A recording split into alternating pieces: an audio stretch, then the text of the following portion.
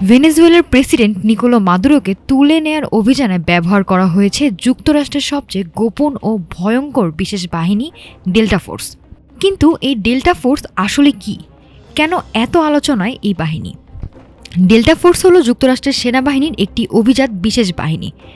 সন্ত্রাস বিরোধী অভিযান, জিম্মি উদ্ধার, গোপন হামলা এবং উচ্চ মূল্যের লক্ষ্যবস্তু দমনে এই ইউনিট ব্যবহার করা হয়। এটি সরাসরি কাজ করে জয়েন্ট স্পেশাল অপারেশনস কমান্ড জেএসওসির অধীনে। 1977 সালে প্রতিষ্ঠিত ডেল্টা ফোর্সের ঘাঁটি নর্থ ক্যারোলিনার ফোর্ট ব্রাগে। এই বাহিনীতে রয়েছে 8টি বিশেষ অপারেশনাল স্কোয়াড্রন, যারা স্বয়ংসম্পূর্ণভাবে হামলা চালাতে সক্ষম। ডেল্টা ফোর্সের প্রায় সব তথ্যই সর্বোচ্চ গোপনীয়তায় রাখা হয়। 1993 সালে সোমালিয়ার মোগাদিসুতে আটকে পড়া মার্কিন সেনাদের উদ্ধারে গুরুত্বপূর্ণ ভূমিকা রাখে ডেল্টা ফোর্স। এই অভিযান নিয়ে তৈরি হয় আলোচিত চলচ্চিত্র ব্ল্যাক হক ডাউন।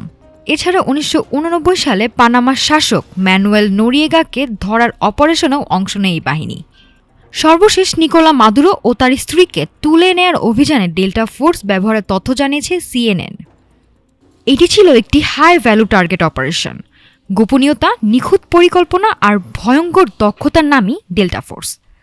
সামিয়া নাফিসা, ঢাকা টুডে।